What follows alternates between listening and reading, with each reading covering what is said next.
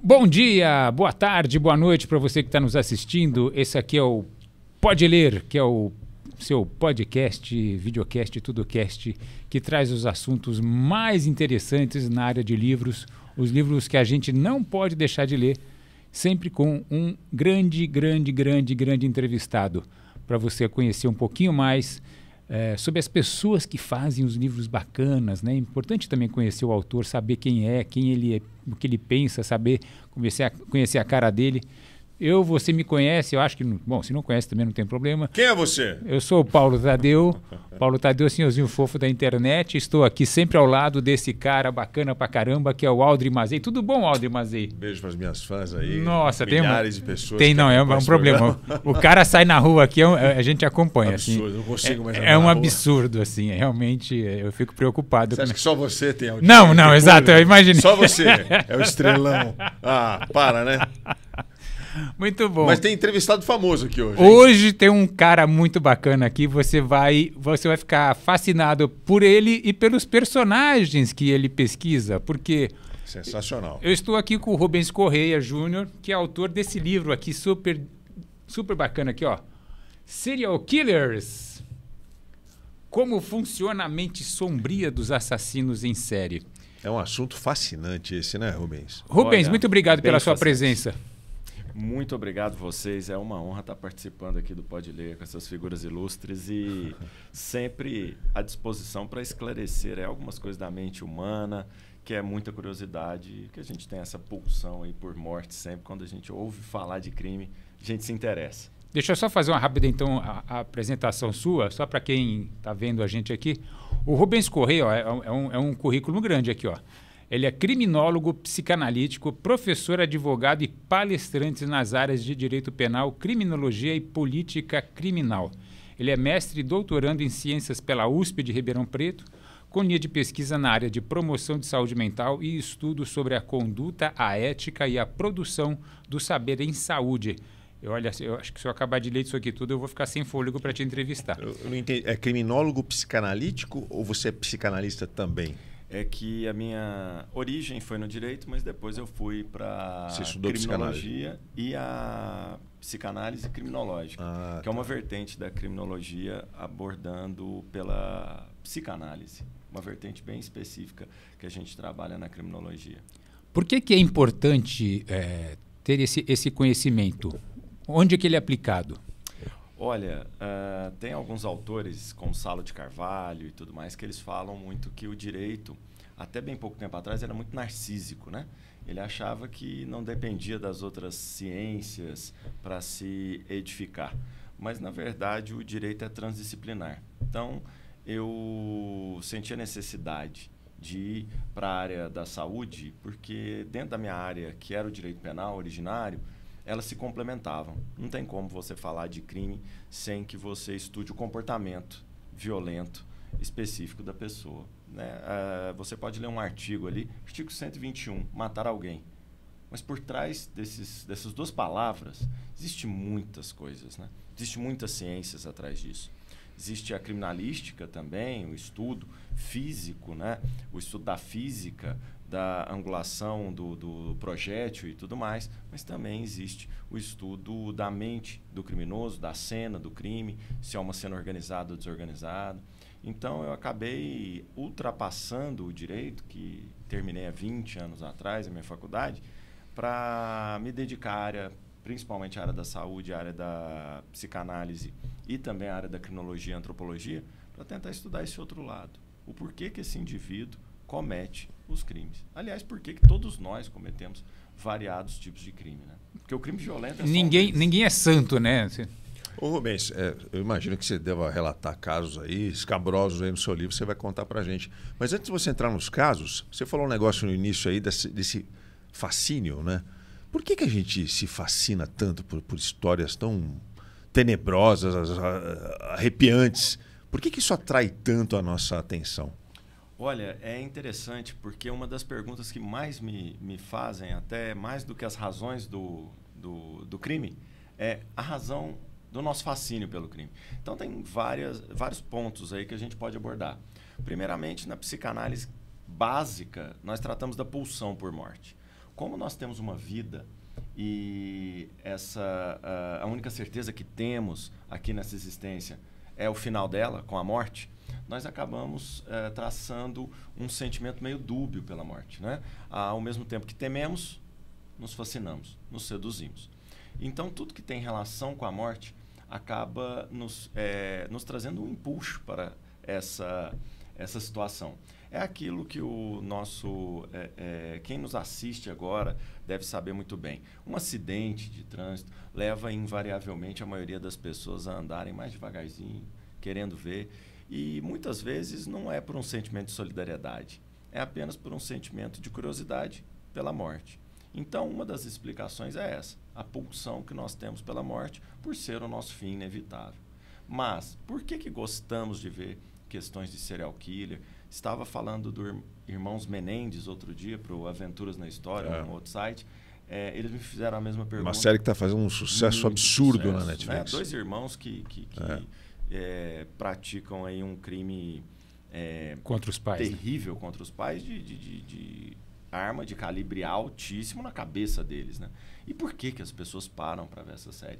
Aí eu abordei até uma outra explicação também, que é o seguinte: há uma satisfação de você poder ultrapassar a morte. Como assim, né? As pessoas podem perguntar. Vivenciar aquela experiência de morte e não ser você a vítima.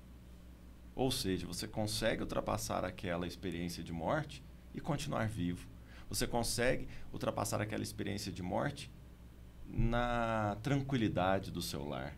Então, você se sente bem lógico, né? Estamos falando aqui do inconsciente. Mas você se sente bem ao ter aquela sensação de...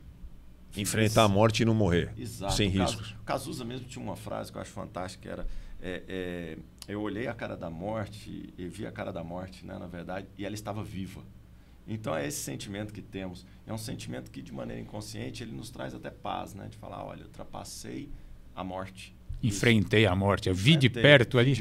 De perto, mas continuei vivo. Então, nós temos vários sentimentos aí que nos trazem dubiedade. Ao mesmo tempo que nos horrorizamos, mas nosso inconsciente também se satisfaz. Fala mais pertinho do microfone, tá? Perfeito. E tem também essa questão do... Você falou aqui, a pessoa se interessa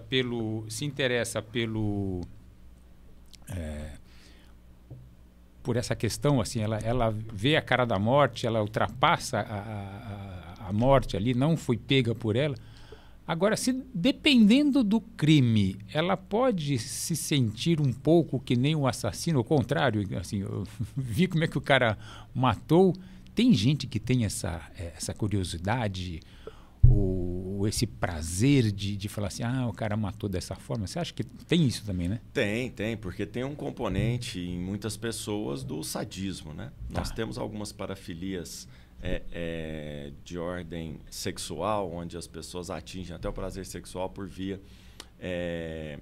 não normatizada, digamos assim. O sadismo é uma dessas formas. Então, muitas pessoas sentem, sim, esse sadismo.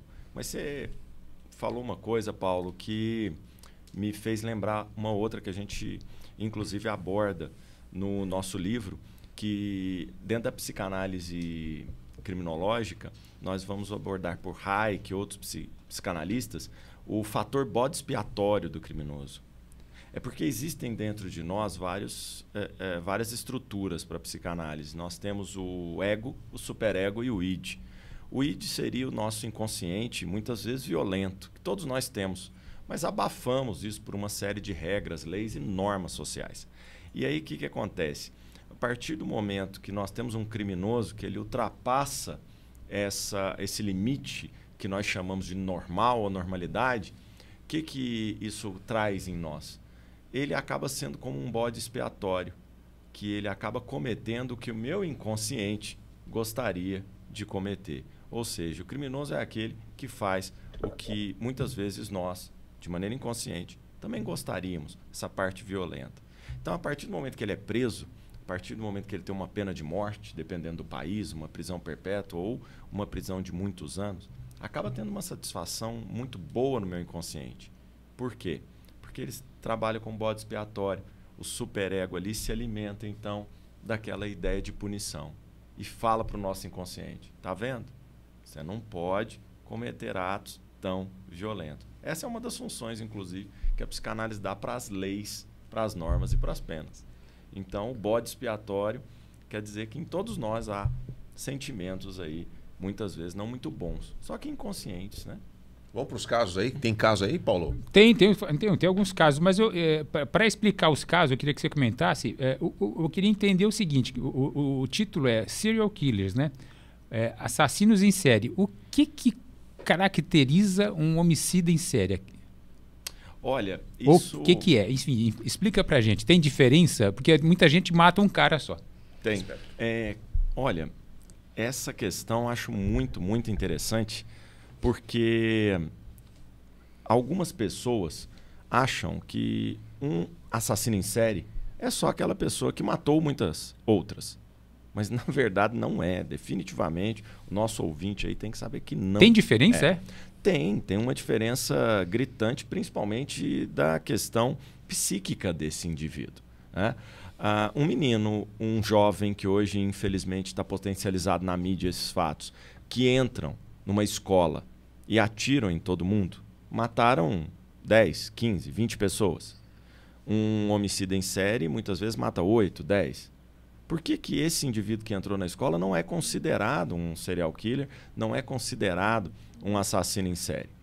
Esse indivíduo não é por causa dos componentes psíquicos. São totalmente diferentes e não cumprem os requisitos. Nem número de vítimas.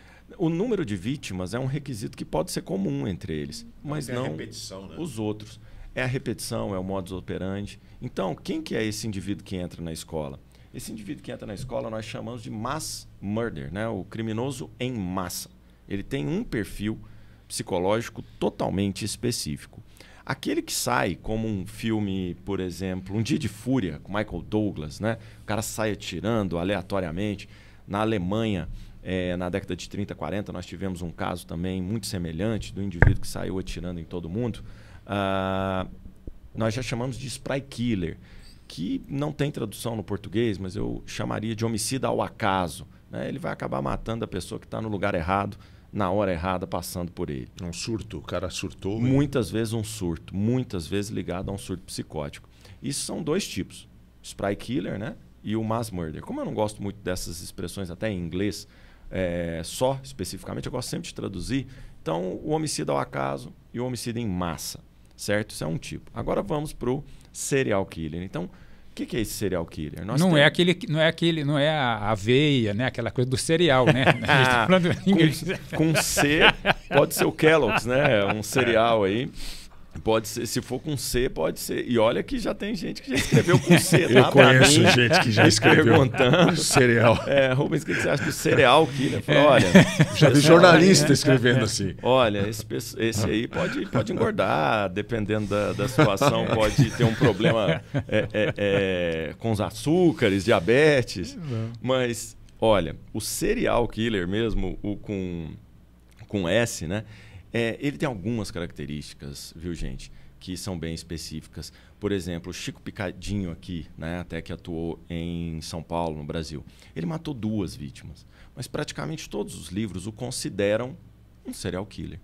No entanto, a Suzanne Stoffen, que é inclusive uma criminosa muito famosa no Brasil, até o autor Ulysses Campbell escreveu um livro maravilhoso sobre ela, ela não é. Ninguém nunca chamou ela de serial killer. Mas por que isso? Porque, na verdade, o serial killer, nós estabelecemos regras. O número de vítimas, como eu disse, é uma delas. Só que nós temos outras, que uma das principais é o resfriamento psicológico. O que é isso, Rubens, resfriamento psicológico? Entre um crime e outro, há um resfriamento.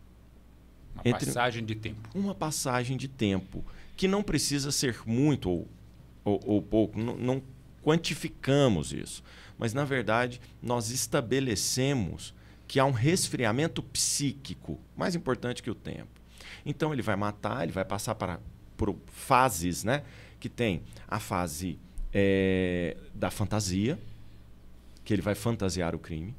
Depois tem a fase da busca, que ele começa a buscar as suas vítimas. Depois tem a fase da captura, que ele pega a vítima. Depois tem a fase do crime, especificamente, né? E do homicídio. Depois nós temos a fase da depressão, que ele não é uma depressão característica, mas a depressão no sentido desse resfriamento psicológico, depois da morte. E entre a fase do homicídio e a fase da depressão, ele vai guardar souvenirs, alguma coisa do crime. Ele vai, inclusive, ver nos jornais. Praticamente, principalmente o homicida que nós chamamos de organizado, ele sempre guarda ou um objeto da vítima, ou alguma coisa da cena do crime, ou mesmo recortes de jornal. Porque ele vai, durante um período, né, antes de voltar àquela fase da fantasia, ele vai rememorar o crime várias vezes. E aí depois, quando isso começar a ter menos impacto psíquico nele, que é o que a gente fala de resfriamento psíquico, ele vai então voltar à fase da busca. Então, é uma eterna, um ciclo, né? Um eterno ciclo que não cessa, onde ele acaba a depressão, um ciclo macabro, onde ele termina, a gente chama as fases, né, do ritual da morte, onde ele termina na depressão, mas depois já volta automaticamente para a fantasia. Por isso, gente, por isso eu falo muito com os meus alunos, porque eu sou professor, né, também de profile, para quem não sabe, é o perfilamento do criminoso.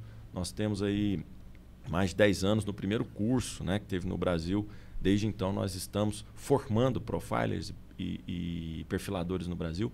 E eu sempre falo o seguinte para esses perfiladores, né, que nós devemos então levar isso em conta, porque as características mudam muito. Então nós devemos prestar atenção nessas fases.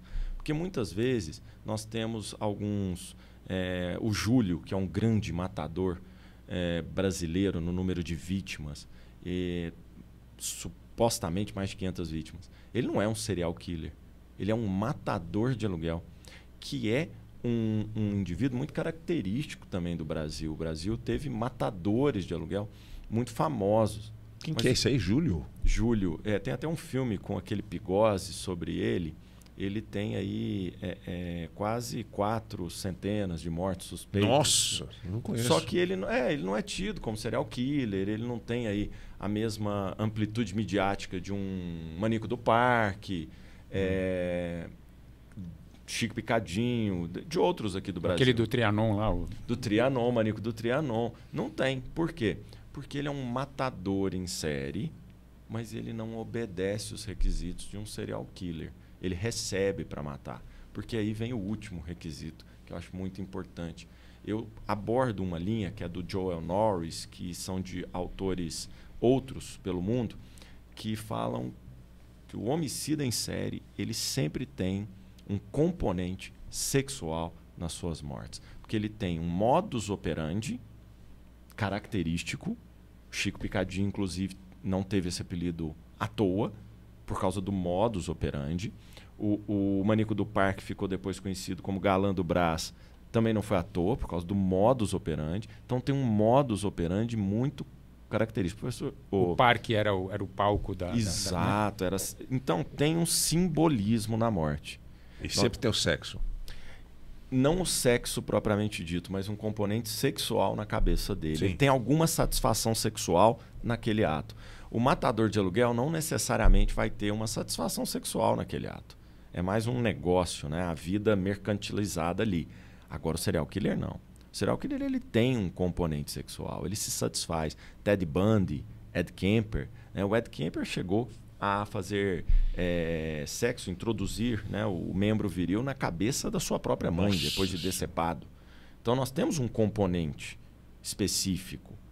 Porque, gente, matar, nós temos várias nuances do matar. Tem gente que acha que matar é sempre igual. Não é igual. Os irmãos Menendez mesmo, é uma característica disso. Eles mataram os pais. Ok. Mas eles não mataram os pais de qualquer forma. Eles mataram os pais de maneira brutal, vil, né? sádica, brutal. Alguma coisa por trás existia para que a morte não fosse uma simples morte por herança. Porque se fosse para matar por herança, poderia matar por algum tipo de recurso muito menos impactante. Mas eles desfiguraram o rosto do pai, que era, né, um indivíduo que hoje tem paira uma suspeita que abusava desses filhos. O rosto dele foi totalmente desfigurado. Então, assim, todo o componente simbólico na morte tem que ser analisada. Desculpa, só antes de entrar nos casos, tem algum tipo, nessa fase da depressão do serial killer, ele tem algum tipo de remorso nesse momento? Olha, que interessante. O remorso, ele é uma questão que é muito falada, principalmente dentro da psicopatia, né? Eu não abordo a psicopatia, não é da minha área, que é da área da medicina. Dentro da criminologia psicanalítica, a gente aborda mais a perversão. Mas a gente acaba falando dos traços, né? Do psicopata, os traços psicopáticos. E dentro desses traços, um que é muito característico, sem dúvida nenhuma, é a ausência de remorso, né? Aquela ausência de sentimentos para com a vítima. Isso é muito comum, principalmente nos homicidas que têm traços psicopáticos. Isso é muito comum mesmo. Eu não vou te falar nunca que são todos, porque eu não sigo essa vertente de demonização sempre de uma fixação, na verdade, de um estigma. Porque... Então a depressão, qual é a causa da depressão que ele sente? Não, é porque esse nome depressão é por causa da figura até simbólica, da imagem de queda psíquica que ele tem. Entendi. Não necessariamente a depressão. Não é que ele fica deprimido. Tristeza. Não. Entendi. É a depressão psíquica dele, no sentido que ele abaixa as rotações. O Jeffrey Dahmer, né, que é o canibal americano, ele passava por essas fases com os corpos, com os ossos, vendo as fotos. E aí, ele no começo sentia ainda uma excitação com relação a esses souvenirs. Mas, de repente, esses souvenirs perdiam a graça. É essa parte que nós chamamos de depressão. Mas o remorso que você falou também é muito importante, porque na maioria dos casos, os homicidas em série estão atrelados com traços psicopáticos, com a perversão. E o perverso, ele não sente remorso mesmo. Mas eu gostaria de falar para quem está em casa, quem está nos assistindo, que a ausência de remorso é presente nos indivíduos perversos, ok. Mas nem todo mundo que não sente remorso é necessariamente um psicopata, um perverso, dependendo da linha que você segue. Por que isso? Porque todos nós aqui, todos nós que estamos aqui, ou quem está nos assistindo, pode não sentir remorso. Depende dos ingredientes que tem a sua vida. Muitas vezes, quando nós falamos do machismo, patriarcado, essa questão que envolve a nossa sociedade, muitos homens, eu participei de uma pesquisa com 16 agressores de mulheres. 16 agressores de mulheres. Isso há muitos anos atrás, há uns 10 anos atrás, com uma aluna minha de pós-graduação maravilhosa. Aliás, eu participei, a pesquisa não é minha. E aí, dentro desses 16, eu só coordenei, né? Dentro desses 16, todos agrediram as mulheres, ok? Não havia ali suspeitos. Todos eram réu confessos mesmo que agrediram. A pesquisa se baseava nisso, para ela começar. Então, todos ali assumiam. Desses 16, apenas 2 admitiam que tinham feito algo errado. 14 não admitiam. E qual era o discurso? Ela era minha mulher, eu tinha um direito. Ela fez... o bife não estava bom, ou ela se vestiu de uma maneira inadequada, eu tinha todo o direito. Não necessariamente esse homem agressor de mulheres, ele será um psicopata sem remorso. Ele será uma pessoa comum no sentido de transtornos, só que ele não sente porque ele não dá valor na vida da mulher. Ele não dá valor no corpo da mulher. Não é um psicopata, mas é um canalha. Perfeito. E é isso que é assustador, porque as pessoas ficam preocupadas apenas com o psicopata. E eu sempre falo que nesses anos que eu estou pesquisando, a preocupação não é muitas vezes o psicopata, é a violência cotidiana do canalha. É a violência cotidiana das pessoas comuns que vão agredir, e por isso vulneráveis sofrem muitos crimes, né? Mulheres, indígenas, a população preta, todos esses. Por quê? Porque muitas vezes a vida é desconsiderada e agredir aquela pessoa, para mim, eu não sentirei remorso. Para mim, isso acontece também muito, né, nos crimes de guerra famosos, né, que nós tivemos. É a total desconsideração pelo outro. Então, o remorso não é, muitas vezes, o fiel da balança, não. Porque muita gente não sente remorso. E não é necessariamente serial killer, não é necessariamente um psicopata. Muito legal essa ressalva. Mas não sente remorso porque objetificou a vítima. A vítima é um objeto. Não vale nada. A vida Vale nada. Casos, temos casos aí de arrepiar os cabelos? Quais são os casos? Quais são os serial killers que mais te chamam a atenção? O que mais te chamaram a atenção? Olha, E por quê? Eu acho muito interessante. Você ainda se choca com isso? Com casos assim? Olha, Rubens? eu trabalho... como eu disse, me formei há 20 anos, trabalho há uns 15. Já está com uma casca nessa grossa área. aí. Mas ainda... Você ainda fica chocado? A criatividade sádica, ela é imparável. De casos mais famosos, eu sempre gosto de lembrar que todo mundo fala do Jack Stripador, né? Em 1888, matou 5 mulheres, estripou 5 mulheres, né? Mas o Brasil teve, em 1863, em Porto Alegre, a suspeita, né, de indivíduos que transformavam as suas vítimas em linguiça. Caramba.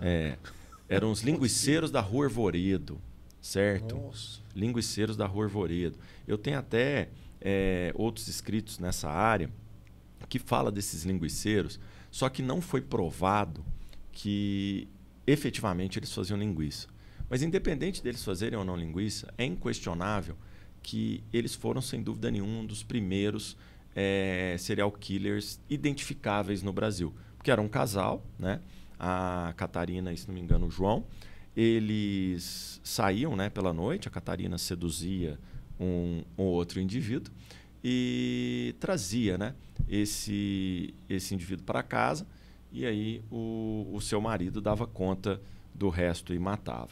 Há uma suspeita, como ele depois acabou matando o dono de um açougue e assumindo o açougue, há uma suspeita que ele serviu para a alta sociedade porto-alegrense da época linguiças. Carne das vítimas. Carne das vítimas. Há essa suspeita. Caramba, meu. Mas há uma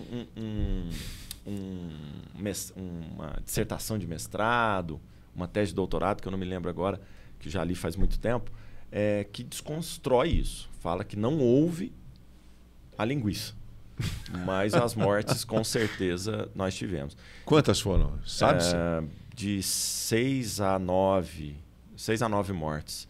E então, assim, o Brasil ele tem um histórico que... É porque nós não temos uma produção hollywoodiana para produzir isso. E, historicamente, somos muito fracos, ainda frágeis, em colocar nos livros, né? Como até a editora Matrix fez aí, está fazendo também com Ulisses, entre outros. Nós não tínhamos uma produção. Porque os Estados Unidos, por exemplo, tem uma produção desde a década de 60, mais ou menos. Jack Stripador tem livro desde o início do século XX. Isso, a Inglaterra, né? Se não me engano, o que eu tenho contato, em 1918 já tinha bons compilados sobre o Jack Stripador. Então o Brasil está engatinhando ainda. Nós temos algumas obras ali do começo dos anos 2000, mas muito poucas. Agora que nós começamos a verdadeiramente escrever sobre isso. Mas o Brasil tem coisas muito interessantes, né? O criminólogo às vezes fala assim, tem coisas muito boas. Não são boas, mas são coisas muito interessantes. Nós temos o Febrônio Índio do Brasil. Sim, que era o... Que virou marchinha de carnaval. O Febrônio vai te pegar, no Rio de Janeiro. Ele era tão complexo que ele foi, né, o primeiro paciente psiquiátrico verdadeiro do Brasil.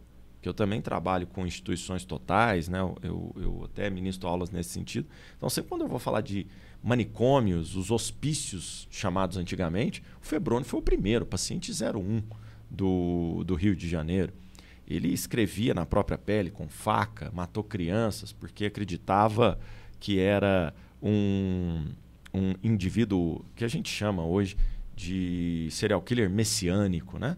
O que acredita que está cumprindo uma função na Terra, talvez um dos mais perigosos, porque esse realmente acha que quem está falando ali com ele é uma divindade e ele precisa, né, matar aquela criança, sodomizar.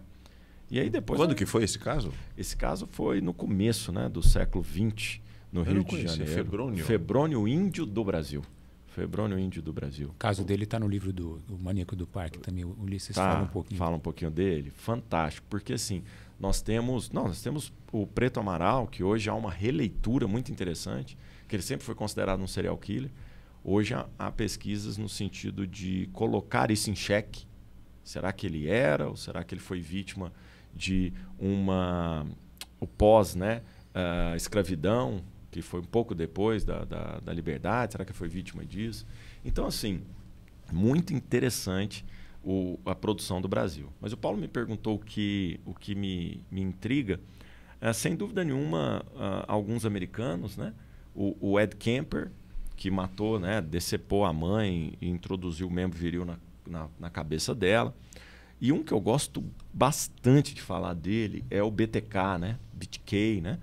Que era um indivíduo extremamente sádico, era um indivíduo extremamente violento, só que ele parou de matar, acabou, matou uma série, parou de matar. Aí você fala, como que ele foi descoberto? Fiquei bonzinho.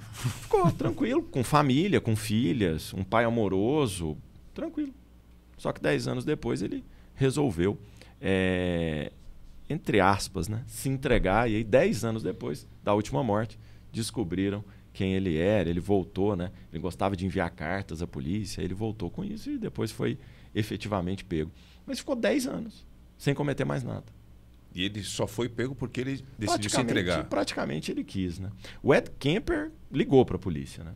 Ligou para a polícia e falou, olha, me prendam, viu, gente? Eu não estou dando conta mais. Dentro da psicanálise, a gente vê comportamentos como o Jeffrey Dahmer, que ele não foi igual ao Ed Kemper, ele não ligou. Mas ele começou a ter comportamentos muito imprudentes que a gente acredita que, de maneira inconsciente, ele até estava se entregando. Se entregando. O Ted Bundy também passou por um momento que ele cometeu algumas imprudências. Então, tem 2 motivos. Ou inconscientemente ele queria se entregar, ou eles se acharam tão acima do bem e do mal, porque muitos anos cometendo crimes, né? Nós estamos falando aí de indivíduos que mataram mais de 30 pessoas, né? Mas tem o famoso caso do Zodíaco, que ninguém descobriu ainda, né? Então, o Zodíaco tem Tem uma história nova agora, tem duas do Neto, teorias, do suposto Neto. Suposto Conta Neto. aí, quem é o Zodíaco? Olha, em algumas obras que nós temos, que até depois podemos lançar futuramente, Editora Matrix, né? Porque temos o Zodíaco, temos 6 suspeitos, na verdade. 6 suspeitos específicos. E esse que o indivíduo é Neto é um deles. Não dá para cravar nenhum desses indivíduos. Porque o Zodíaco, para quem não conhece em casa, foi um caso interessante em São Francisco. Anos 60. Anos 60 para 70, né? Porque atribui-se de 9 a 43 mortes a ele. Então, é tão complicado porque ele mandava mensagens codificadas aos jornais. Tem um filme... Ele criou um alfabeto, né? Ele criou um alfabeto específico. Algumas das cartas só foram verdadeiramente decodificadas 30 anos depois. Então, muitos acreditam que pode ter sido mais de um homicida. Porque do mesmo jeito que a gente tem um serial killer, nós temos uma coisa que nós chamamos de cop killer, né? O cop killer é o serial killer que imita o outro. E ele entra no meio da ação do outro. Então, o Zodíaco suspeita-se que pode ter a participação de 1 a 2 cop killers que mataram na mesma época com o mesmo modus operandi, da mesma maneira. Então, essa última teoria que o Neto, né, trouxe à baila aí é uma teoria realmente muito boa. O suspeito... Desculpa, é que você estava explicando quem é o Zodíaco. Ele nunca foi pego, Aí ele nunca foi pego. Ele mandava cartas, ele ligou para emissoras de TV ao vivo. Ligou ao vivo, de rádio, principalmente de rádio. E foram feitos 2 retratos falados dele, idênticos praticamente. Um senhor mais de meia idade, não era um jovem, de óculos, e que colocava uma máscara, né, para matar, o que dificultou muitas vezes ele ser identificado. E a polícia parece, ao que tudo indica, deixou ele passar num dos eventos. Quando ele mata se não me engano, o Paul Stine, que é um taxista, há uma testemunha que vê ao longe, a polícia é acionada, vai para os arredores, só que tem uma definição de cor e altura errada, né? Que era de um homem preto, um pouco mais alto, mas era, na verdade, um homem branco, um pouco mais baixo, e tudo suspeito que esse homem branco um pouco mais baixo passou pelos policiais, só que eles tinham uma outra descrição no momento. Então, foi com certeza a vez que estava mais perto aí. Ele nunca foi pego, né? Nunca. Nos 60, 70. Agora apareceu o Neto, o Neto, um TikToker. É um TikToker com teorias no TikTok. Agora a gente está vivendo isso, né? Eu comecei a estudar serial killer ainda no... Primeiro serial que eu comecei ainda no final da faculdade foi mais ou menos em 2000, né? Não existia TikTok, não existia nem o YouTube direito. Agora não, agora tem muitas teorias, né, no TikTok. Até falo aí para quem está nos ouvindo, tome cuidado demais, né? Porque alguns não têm a mesma responsabilidade que a gente tem ao construir uma obra ou uma editora de editar um livro. Então ele soltou essa teoria, alguns acreditam, outros não, mas o vô dele pairava entre os suspeitos já tradicionais. O Jack Stripador também, né? Tem algumas obras recentes que supostamente fizeram um DNA e se aproximaram também de um indivíduo específico. Mas tudo são suposições, passaram-se muitos anos, né? Do Jack Stripador eu nem falo, porque são mais de século, né? 150 anos mais ou menos. Mas são meras suposições. Na verdade, a gente nunca vai saber, principalmente no caso do Zodíaco, essa questão da possibilidade de um cop killer também. Para quem não sabe, o Zodíaco, gente, ele é responsável pelo nós estarmos aqui, estarmos falando disso e o pessoal em casa está assistindo isso na Netflix. Ele é um pouco responsável. Sim. Por quê?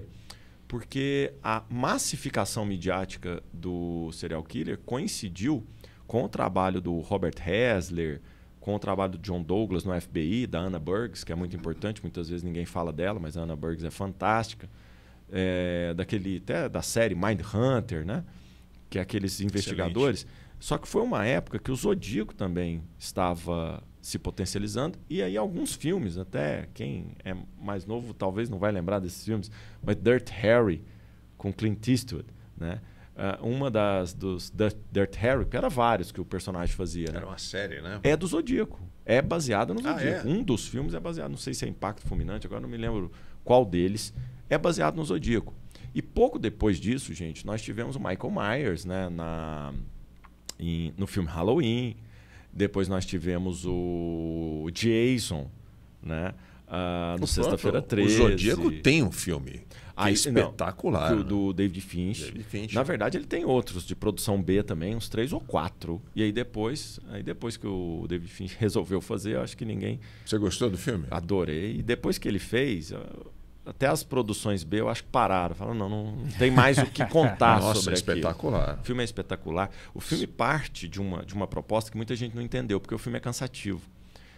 Só que o Finch falou isso, eu quis fazer um filme cansativo porque as investigações do Zodíaco foram uma das investigações mais cansativas da história e eu queria que o espectador tivesse esse sentimento. Chegasse no fim do filme e falasse, eu estou exausto de assistir esse filme. Por quê? Porque o trabalho dos caras foi exaustivo, né? Então, aí depois da década de 70 para 80 é que nós tivemos essa profusão desses filmes que são chamados de slashers, né? Com o Jason e companhia, e aí esse assunto começou a bombar e chegou nas redes sociais, e aí ele achou terreno fértil. Hoje, grande parte do TikTok aí que vocês falaram é baseado em casos, né, de crimes e tudo mais. Deixa eu entender uma coisa. Qual que é a tua opinião sobre o fim dos manicômios judiciais agora? Eles acabam esse ano, né? Se eu não me engano. Teria que ter acabado. Teria que ter acabado, né? E o que vai acontecer com essa série de criminosos que estão lá, né? E que não podem mais ficar presos, né? Precisam voltar para a família, muitas vezes não tem família. como é que acha que a sociedade vai se adaptar? As pessoas vão sair correndo assim no dia que, olha, portas abertas? Olha só, por que eu estou até sorrindo enquanto o Paulo fazia a pergunta? Porque para o pessoal de casa pode achar o seguinte, que podcast é armado assim no sentido que eu já sei quais são as perguntas, mas, gente, cheguei aqui sem saber as perguntas. E eu tô vocês aqui. Combinaram assim, vocês eram até com o mesmo colete, mesmo vocês conversaram antes, vocês combinaram uma roupa. Olha, porque eu tava dando... Sua opinião, não precisa... Não, porque é engraçado, porque eu vou falar alguns dados aqui, e aí o pessoal de casa vai falar assim, não, só pode ser... Ou a cabeça desse entrevistador aí guarda muita informação, ou só pode ser combinado. Nenhuma das duas. É porque coincidência mesmo. Eu estava dando uma palestra para uma faculdade esses dias atrás que se chamou O Normal e o Patológico, a questão da institucionalização da loucura no Brasil. Isso há 3 semanas, em Uberlândia, interior de Minas. Então, estou com os dados frescos na cabeça. Olha, Paulo, vamos lá. Questão manicômio no Brasil assusta muita gente, mas vou tranquilizar a todos. Porque também trabalho, meu mestrado e meu doutorado é na área da saúde. E eu trabalho com pessoas com restrição de liberdade, com portador de sofrimento mental e com usuários de droga internado involuntariamente. Eu também trabalho com essa área de pesquisa. Olha, hoje nós temos por volta, se não me engano, agora pode falhar, porque como não foi combinado, pode falhar, mas umas 2.700, 2.800 pessoas internadas no Brasil nessas condições. Tá? Dessas, 600 já estavam em fase de transição, estou falando de dados do final do ano passado, já estavam em fase de transição. Então, nós estamos falando de 2.000 pessoas. Ou seja, que foram presas por crimes muitas vezes violentos. Né? Nem todas, mas alguns crimes violentos, mas estavam lá. Nós temos no Brasil quase 8.000 municípios. Nós temos 2.000 pessoas, ou seja, não dá uma por município. Então, o que acontece? Nós temos uma ideia no mundo, não é coisa do Brasil, que é a desinstitucionalização mesmo. Essa questão de hospícios, essa questão de manicômio, gente, é uma questão que o mundo está se livrando delas. Como nós vamos lidar com isso? Sinceramente, muitos países ainda não sabem. O Brasil, por parte do CNJ, para quem não está sabendo o que a gente está falando, é que o CNJ, né, Conselho Nacional de Justiça, Conselho Nacional de Justiça, ele emitiu uma decisão que solicitava, né, exigia, na verdade, a desconstrução manicomial no Brasil até 2024. Não houve tempo hábil, porque isso necessita de boas políticas públicas. Não houve tempo hábil. Prorrogaram para agosto, agora de 2024, ou seja, já passou também, e ainda não conseguiram colocar totalmente em prática. Por que não? Porque essas pessoas, muitas delas, cometeram crimes muito violentos e muitas delas não tiveram, na verdade, o devido tratamento dentro desses manicômios. Ou seja, não melhoraram em nada, porque esses manicômios eram espaços... Ficaram só lá depositadas. Eram espaços de exclusão mesmo. Então, eles não devem existir. Ponto. Vamos pontuar aqui que é um assunto muito frágil, né? Que as pessoas podem interpretar mal o que a gente está falando. Os manicômios não devem existir, ok, isso é ponto pacífico. Só que, exatamente porque eles não devem existir, nós sabemos que essas pessoas que lá estavam não tiveram o devido tratamento. Ou seja, muitas estão até piores do que quando adentraram. O que nós vamos fazer com essas pessoas? Há uma série, porque na verdade nós temos, gente, entre aspas, eu vou chamar de um regulamento que foi emitido, tá? Pelo CNJ, porque não é assim, ó, abre e tudo mais. Não, tem quase uma cartilha para se seguir. E nós temos programas em Minas Gerais, no Brasil, que funcionam sem reincidência em crime violento. Eu vou te citar tem um nome que vale a pena o pessoal de casa procurar, que é o Pai PJ. O Pai PJ, ele faz um serviço em Belo Horizonte há 20 anos, praticamente sem reincidência de crime violento. Como que eles fazem? Só que aí, Paulo, é uma equipe multidisciplinar. Tem psicanalista, tem psiquiatra, tem psicólogo, tem advogado, tem assistente social, que cuidam de portadores de sofrimento mental que cometeram crimes. Só que aí, dentro desse tratamento ambulatorial, esse indivíduo é reinserido na sociedade. Reinserido na sociedade, mas com apoio ambulatorial. Então, o que nós temos que fazer com essas 2.000 pessoas? Nós vamos ter que incluí-las numa rede de saúde que garanta o tratamento ambulatorial para que ela seja reinserida na família. Você falou um ponto importante, porque você está falando a questão de praticamente zero de reincidência. Né? No pai PJ. Sim. Enquanto que a gente tem, por outro lado, uma série de presos comuns aí que o nível de reincidência é muitíssimo maior. Ou seja, as pessoas ficam com medo, eventualmente, do cara que está lá no manicômio judicial sair, né? Enquanto que a gente tem, por outro lado, o cara que é o preso normal, ali, vamos chamar assim normal, que também sai e comete crimes. Olha, vamos falar em números mesmo. Nós temos... É porque eu posso dividir a reincidência por estados, né? Então, nós temos estados no Brasil que são melhores um pouco, mas nós temos estados que a reincidência beira a 70% ou 80%. Já chegamos a esses números no Brasil. Então, estou falando de pessoas tidas, né, sempre, entre aspas, como normais, que chegam a 80%. Saiu, vai fazer de novo. Vai. Por quê? Porque o sistema carcerário é um sistema também de recrudescimento da violência. Tá? Não vamos aqui debater o sistema carcerário, que daria outro programa, mas todos nós sabemos, não é segredo para ninguém, que é um sistema violento, que muitas vezes o indivíduo sai ainda mais violento dali. Quando você desinstitucionaliza o portador de sofrimento mental, a ideia dos outros países, né, que fizeram isso era esse. Tirar ele de uma instituição que potencializa ainda mais o sofrimento mental dele e o deixa ainda mais inconstante e violento, para fazer um tratamento menos impactante, mas que dê mais resultado estatístico. Se não tiver esse resultado estatístico, aí ok, né? Nós vamos falar, ó, não dá certo, mas eu falo, hoje tem esse resultado estatístico. O Pai PJ consegue, entre outros programas, isso. Num momento de surto, num momento de violência contra terceiros ou contra a própria pessoa, obviamente essa pessoa terá de ser contida de alguma forma. Isso a gente sabe. Mas a maioria dos indivíduos hoje, desses 2.000 presos no Brasil, eles devem e podem enfrentar um tratamento ambulatorial desde que acompanhado.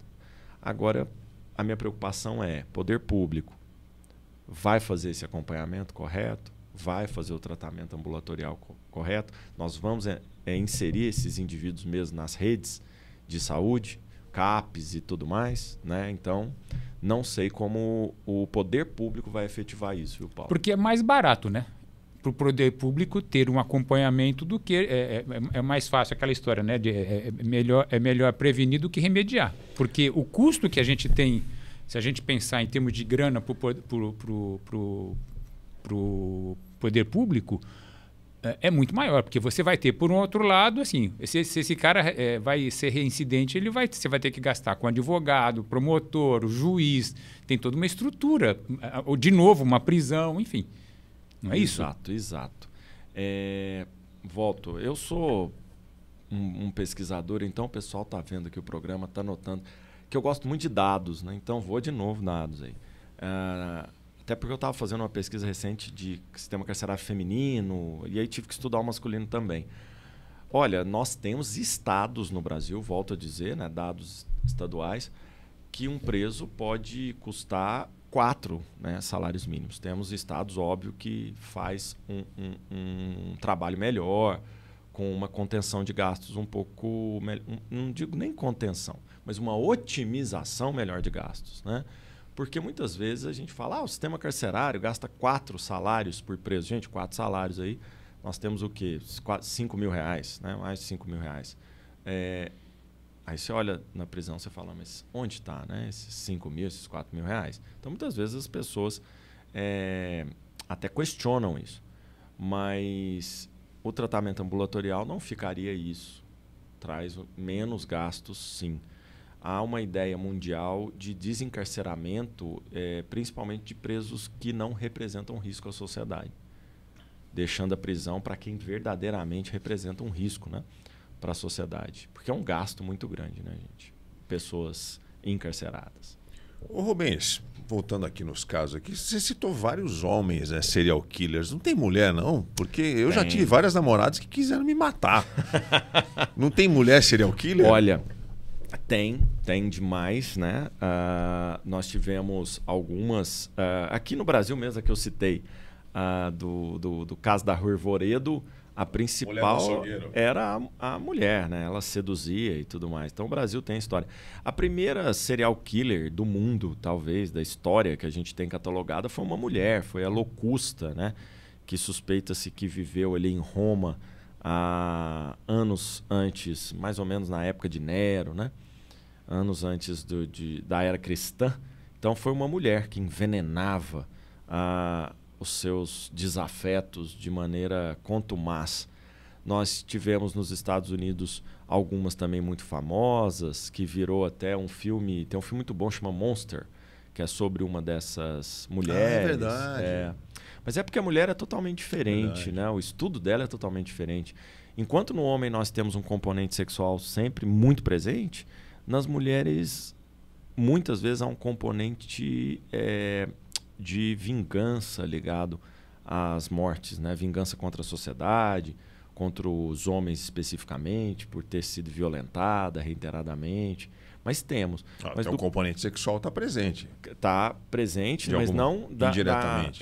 Indiretamente sim, sem dúvida nenhuma. Mas não para que ela atinja, né, alguma satisfação sexual de maneira mais direta como o homem. Mas existe. Mas do ponto de vista estatístico, bem reduzido com relação aos homens. E as mulheres, elas também mudam, porque o homem ele gosta muito de componentes fálicos, né? Matar com a faca, né? A faca é muito fálica para matar, por isso que o homicida em série gosta muito dela. Raramente você vê um homicida em série matando a tiros. Aí quando eu falo raramente, aí joga na internet, já vem os haters lá falar tem tal pessoa. Quando eu falo raramente, quer dizer, existe, mas não é tão comum quanto os que matam com faca. Nós temos homicidas clássicos que matavam com arma. Aqui no Brasil mesmo, nós tivemos em Goiânia um atirador famoso, o Thiago, mas não é tão comum.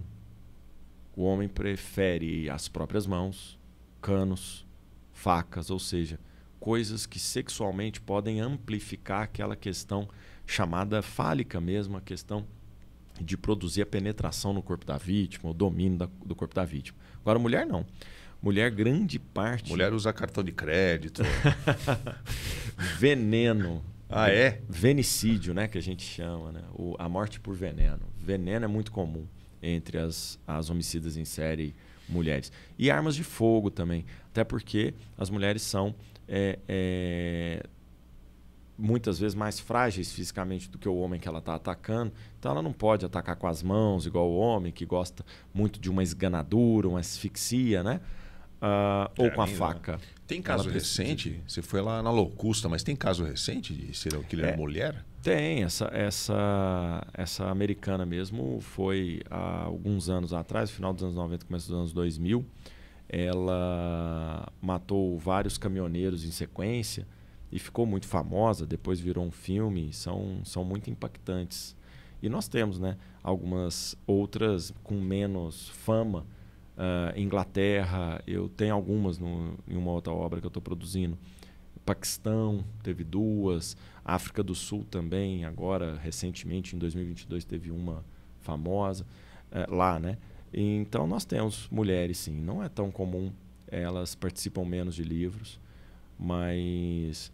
não necessariamente as mulheres não matam, né? Estou falando que matar em série é mais comum os homens. As mulheres, nós temos aí uma série de obras... Tem uma coleção na Matrix aqui. Uma série de obras da Matrix que vai falar exatamente das mulheres assassinas, né? Mas são casos muito específicos. Específicos demais. É um crime, né? E eu vou falar que é o seguinte... Eu, quando estou estudando um ou outro caso de mortes perpetradas por mulher... eu acho até mais interessante, assim, o caso individual. Mais rico? Mais rico. Eu acho bem mais rico, assim. Por causa dessa sociedade mesmo que a gente está inserida, que é uma sociedade que inflige à mulher muitas vezes uma vulnerabilidade. Então, quando ela decide matar, é uma coisa bem impactante. A história geralmente é muito mais extrema, porque o homem, muitas vezes, a morte está ligada a uma briga, né? de futebol, política. Mais impulsiva. Ele mata de maneira impulsiva muito facilmente, né? Estou falando, gente, sempre baseado nas estatísticas do número de mortes da segurança pública. Claro. Então, o homem mata de maneira muito mais fácil, né? Até por causa dessa questão impulsiva, questão cultural também, né? Do homem resolver as suas coisas geralmente com a violência. Estou falando uma questão histórica, milenar. É interessante. A mulher já é mais cerebral. Eu acredito que nesse ponto, com certeza, né? Do ponto que eu estudo, com certeza. Quando eu vou estudar homicídios mulheres, é sempre um caso que eu acho bem mais complexo, bem mais interessante se ver. Sempre tem nuances que você tem que verificar. Os casos que o Ulisses mesmo trabalha é exemplo disso, né? São muitos nuances. No caso da Elise Matsunaga, por exemplo, você vê ali todo mundo uma coisa de preparação, né? Para o crime, né? Uma preparação, a motivação também que nos traz curiosidade para entender o que veio antes daquilo. A maneira, né, que perpetra, eu acho bem mais interessante assim. A maioria dos meus estudos são com homens homicidas, até porque eu tive dificuldade na minha vida de entrevistar mulheres homicidas ou agressoras, né? Então eu estudei muito e entrevistei ao longo da minha vida homicidas e principalmente estupradores em série, agressores em série, homens. Teve algum que você olhou e falou assim, esse cara não é culpado? Olha, alguns. Não posso falar nomes, que Sim. A gente às vezes participa de ações, mas teve um no estado de Goiás que... Não só um, tá? Estou citando um que eu lembro agora, de 2 anos atrás, que me chamaram, né, para fazer esse tipo de leitura junto com outros profissionais. Eu trabalho muito com psicólogos e psiquiatras, né? Tem institutos que eu trabalho junto também, em Ribeirão, Recife. Então, às vezes, chamam a gente apenas para opinar, para escrever sobre aquilo. E eu, definitivamente, esse indivíduo ele tinha um histórico interessante de estudo e dava para perceber claramente que ele não era o autor. Já foi julgado aí na primeira instância, pegou uma pena baixa, está sendo alvo de recurso. Acredito que até no recurso ele vai se livrar, né? Ele vai ser considerado inocente ou ser absolvido do ponto de vista técnico, né? Uma absolvição própria ele vai receber. Mas quando eu bati o olho, a gente percebeu o caso, já dava para perceber que ele não era aquele agressor. Nós temos também a questão de estudo da vítima, né? Que eu falo muito que sou criminólogo, mas grande parte das vezes eu trabalho com a vitimologia, que também é uma ciência casada, análoga, e que é o estudo da vítima enquanto participante, né, daquela cena de crime. Então, o estudo da vítima também é muito importante. Não entendi, explica um pouquinho mais. Vamos lá. Então, a vitimologia é uma ciência um pouco mais nova, né? A criminologia é uma ciência do século XIX e a vitimologia surgiu no meio do século XX. E ela estuda os perfis de vítima. O que uma pessoa pode fazer para se potencializar a ser vítima, o que a gente chama de vítima contumaz. Então, como tratar essa vítima contumaz para que ela pare de ser vítima. Porque tem pessoas, gente, que elas acabam se colocando de maneira inconsciente ou consciente, elas se colocam reiteradamente em situações de risco. Então, você vai falar para ela, Paulo, quantas vezes você foi assaltado? Eu fui assaltado 2 vezes. Quantas vezes você foi assaltado? Foi assaltado 1 vez. Quantas vezes, Rubens? Aí você vira para uma pessoa e fala, quantas vezes você foi assaltado? Não, você foi assaltado 19 vezes. Aí você, não, mas espera aí, me conta a sua história. Sem perceber, essa pessoa está potencializando sempre em posições de risco. Então, o estudo da vitimologia é um estudo para traçar o perfil da vítima, para tentar potencializar as defesas também da vítima. Então, em um crime que nós estamos falando aqui, a vítima pode ter se colocado numa posição de risco e ter aumentado a sua vulnerabilidade. Nós temos também a vítima 100% culpada, Como que é a vítima 100% culpada? É aquela vítima, né, de uma legítima defesa, por exemplo, ela gera uma provocação, ela gera um ataque violento e aí ela recebe um ataque violento de volta e morre. Ao mesmo tempo que ela é uma agressora, no primeiro momento, ela se torna vítima, né, porque ela morreu na sequência. Então, a gente considera Benjamin Mendelssohn, que é o criador da vitimologia, considerava tipos de vítima. Essa é a vítima totalmente culpada. Nós temos vítimas aí que contribuem para o crime, como algumas vítimas de estelionato. Aí você vai perguntar, mas como assim algumas vítimas de estelionato? É aquela vítima, gente, que você conta uma história para ela e fala assim, o bilhete premiado. Vocês conhecem, né? A questão do bilhete premiado. O bilhete premiado não é uma vítima tradicional. A vítima propriamente dita, como nós chamamos na vitimologia, não é.